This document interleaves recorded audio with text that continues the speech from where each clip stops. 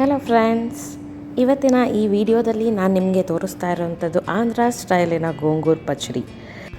Andhra special ಫುಡ್ಸಲ್ಲಿ top ಲಿಸ್ಟಲ್ಲಿ ಬರುವಂಥದ್ದು ನಮ್ಮ gongura. So ಈ ಗೋಂಗೂರ ಲೀವ್ಸ್ ಏನಿದೆ ಅದು ತುಂಬ ಹುಳಿ ಇರುತ್ತೆ. ಅದಕ್ಕೆ ಬೇಕಾಗಿರುವಂತಹ ಉಪ್ಪು ಮತ್ತು ಖಾರ ಅದ್ರ ಜೊತೆಗೆ ಬಿದ್ದರೆ ಅದು ಟೇಸ್ಟೇ ಬೇರೆ ಇರುತ್ತೆ.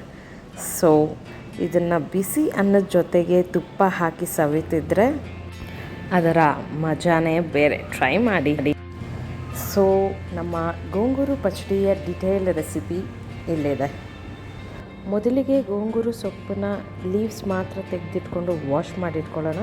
ನೆಕ್ಸ್ಟ್ ಐಟಮ್ಸ್ ಅದಕ್ಕೆ ಬೇಕಾಗಿರುವಂಥದ್ದು 15 ಒಣಮೆಣಸಿನ್ಕಾಯಿ, 1 ಟೇಬಲ್ ಸ್ಪೂನ್ ಜೀರಿಗೆ, 1 ಟೇಬಲ್ ಸ್ಪೂನ್ ಧನಿಯಾ, ಅರ್ಧ ಟೇಬಲ್ ಸ್ಪೂನಷ್ಟು ಮೆಂತ್ಯ ಹಾಗೂ ಬೆಳ್ಳುಳ್ಳಿ.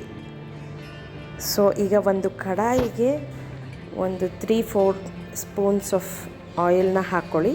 ಅದೆಲ್ಲ ಬಿಸಿ ಆದಮೇಲೆ ಜೀರಿಗೆ ಹಾಕೋತಿದ್ದೀನಿ. ಅದಾದಮೇಲೆ ಧನಿಯಾ. ಸೊ ಇದೆಲ್ಲ ಸ್ವಲ್ಪ ಫ್ರೈ ಆಗಲಿ. ಅದಾದಮೇಲೆ ಮೆಂತ್ಯ ಕಾಳುಗಳನ್ನ ಹಾಕ್ಕೊಳ್ಳೋಣ. ಅದಾದಮೇಲೆ ಈ ಒಣಮೆಣ್ಸಿನ್ಕಾಯಿನ ಹಾಕ್ಕೊಳ್ಳೋಣ. ಸೊ ಇದೆಲ್ಲ ಸ್ವಲ್ಪ ಫ್ರೈ ಆದಮೇಲೆ ಮೆಣಸಿನ್ಕಾಯಿ ಎಲ್ಲ ಸ್ವಲ್ಪ ಕಲರ್ ಟರ್ನ್ ಆಗುತ್ತೆ. ಆವಾಗ ನಾವು ಬಿಡಿಸಿಟ್ಕೊಂಡಿದ್ದಂಥ ಬೆಳ್ಳುಳ್ಳಿನ ಹಾಕ್ಕೊಳ್ಳೋಣ. ಸೊ ಇದನ್ನು ಇಷ್ಟು ಹುರಿದಾದ್ಮೇಲೆ ಇದು ತಣ್ಣಗಾಗೋಕ್ಕೆ ಬಿಡೋಣ. ಸೊ ಅದೇ ಬಾಣಲಿಗೆ ನಾನು ಮತ್ತೆ ಇನ್ನೊಂದು 2-3 ಟೇಬಲ್ ಸ್ಪೂನ್ ಆಯಿಲ್ ಹಾಕ್ಕೊಂಡು ಅದು ಬಿಸಿ ಆದಮೇಲೆ ಗೋಂಗೂರ ಲೀವ್ಸ್ ನಾವು ತೊಳೆದಿಟ್ಕೊಂಡಿದ್ವಲ್ಲ, ಸೊ ಆ ಸೊಪ್ಪನ್ನೆಲ್ಲ ಇದಕ್ಕೆ ಈ ರೀತಿ ಸೇರಿಸ್ಕೊಳ್ಳೋಣ. ಸೊ ಈ ರೀತಿ ಅದನ್ನು ಫ್ರೈ ಮಾಡ್ತಾ ಇದ್ದಂಗೆ ನೋಡಿ ಲೀವ್ಸ್ ಕಲರ್ಸ್ ಎಲ್ಲ ಚೇಂಜ್ ಆಗುತ್ತೆ ಮತ್ತು ಲೀವ್ಸ್ ಎಲ್ಲ ಸಾಫ್ಟ್ ಆಗ್ತಾ ಹೋಗುತ್ತೆ.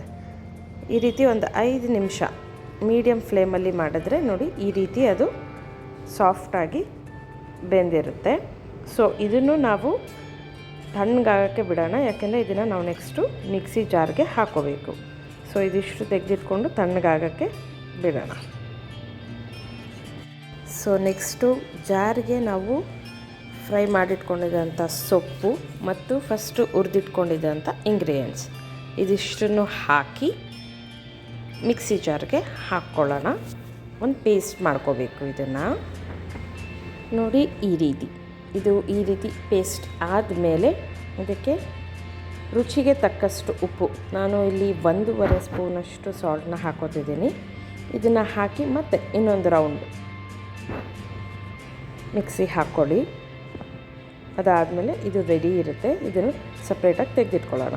ಸೊ ನೆಕ್ಸ್ಟ್ ನಾವು ಒಗ್ಗರಣೆಗೆ ಬೇಕಾಗಿರೋಂಥ ಐಟಮ್ಸ್ ಇದು ಸಾಸಿವೆ, ಜೀರಿಗೆ, ಕಡಲೆಬೇಳೆ ಮತ್ತು 3 ಒಣಮೆಣಸಿನ್ಕಾಯಿ ಮತ್ತು ಬೆಳ್ಳುಳ್ಳಿ. ನೆಕ್ಸ್ಟು ಈಗ ಬೇರೊಂದು ಕಡಾಯಿಗೆ ನಾನು ಇದಕ್ಕೆ ಸ್ವಲ್ಪ ಎಣ್ಣೆನೇ ಜಾಸ್ತಿ ಹಾಕ್ತಾಯಿದ್ದೀನಿ. 6-7 ಟೇಬಲ್ ಸ್ಪೂನ್ ಎಣ್ಣೆ ಹಾಕಿ ಅದು ಬಿಸಿ ಆದ ನಂತರ ಅದಕ್ಕೆ ಸಾಸಿವೆನ ಆ್ಯಡ್ ಮಾಡಿದ್ದೀನಿ. ಅದಾದಮೇಲೆ ಜೀರಿಗೆ, ಕಡಲೆಬೇಳೆ, ಅದಾದಮೇಲೆ ಈ 3 ಒಣಮೆಣಸಿನ್ಕಾಯಿ ತೊಗೊಂಡಿದ್ದೀನಲ್ಲ ಅದನ್ನು ಹಾಕ್ತೀನಿ ಮತ್ತು ಬೆಳ್ಳುಳ್ಳಿ ಸ್ವಲ್ಪ ಜಾಸ್ತಿನೇ ಇದ್ದರೆ ಚೆನ್ನಾಗಿರುತ್ತೆ. ಸೊ ಇದಿಷ್ಟು ಫ್ರೈ ಆದಮೇಲೆ ಅದೆಲ್ಲ ಸ್ವಲ್ಪ ಕಲರ್ ಚೇಂಜ್ ಆಗಲಿ. ಇದಿಷ್ಟು ಫ್ರೈ ಆದಮೇಲೆ ಇದಕ್ಕೆ ನಾವು ನೆಕ್ಸ್ಟು ಆ್ಯಡ್ ಮಾಡಬೇಕಾಗಿರೋದು ಗೋಂಗೂರ ಸೊಪ್ಪು, ನಾವೇನು ಮಿಕ್ಸಿಗೆ ಹಾಕಿ ಪೇಸ್ಟ್ ಮಾಡಿಟ್ಕೊಂಡಿದ್ವಲ್ಲ ಅದನ್ನು. ಸೊ ಇದಿಷ್ಟನ್ನು ಹಾಕಿ ಫ್ರೈ ಮಾಡಿದ್ಮೇಲೆ ಹಾಗೆ ಒಂದು 5 ಮಿನಿಟ್ಸ್ ಇದು ನೀಟಾಗಿ ಮಿಕ್ಸ್ ಮಾಡಿ ಒಂದು 5 ಮಿನಿಟ್ಸ್ ಅದನ್ನು ಹಾಗೆ ಬಿಡೋಣ. ಇದಾದಮೇಲೆ ಎಣ್ಣೆ ಎಲ್ಲ ಸ್ವಲ್ಪ ಸಪ್ರೇಟ್ ಆಗುತ್ತೆ. ಸೊ ಅಲ್ಲಿವರೆಗೂ ಸ್ವಲ್ಪ ಫ್ರೈ ಆಗಲಿ ಅದು. ನೋಡಿ ಈಗ ತೋರಿಸ್ತೀನಿ. ನೋಡಿ ಈ ರೀತಿ ಒಂದು 5 ನಿಮಿಷ ಆದಮೇಲೆ ಈ ರೀತಿ ಅದು ನೀಟಾಗಿ ಎಲ್ಲ ಮಿಕ್ಸ್ ಆಗಿ ಬೆಂದಿರುತ್ತೆ. ಸೊ ಈಗ ನಮ್ಮ ಗೋಂಗೂರು ಪಚಡಿ ರೆಡಿ ಇದೆ. ಸೊ ನೋಡಿ ಈಗ ಇದು ರೆಡಿ ಆಗಿದೆ. ಬಿಸಿ ಅನ್ನ, ತುಪ್ಪ ಮತ್ತು ಗೋಂಗೂರು ಪಚಡಿ, ಇದರ ಜೊತೆಗೆ ಹಸಿದು ಈರುಳ್ಳಿ ಸಣ್ಣದಾಗಿ ಹೆಚ್ಕೊಂಡು ಅದ್ರ ಜೊತೆಗೆ ಹಾಕ್ಕೊಂಡು ತಿನ್ಬೋದು. ಇದು ಒಳ್ಳೆ ಟೇಸ್ಟ್ ಕೊಡುತ್ತೆ. ನೀವು ಈ ರೆಸಿಪಿನ ಟ್ರೈ ಮಾಡಿ. ರೆಸಿಪಿ ಇಷ್ಟ ಆಗಿದ್ದರೆ ಚಾನಲ್ಗೆ ಸಬ್ಸ್ಕ್ರೈಬ್ ಮಾಡಿ. This is Inner World with VKD.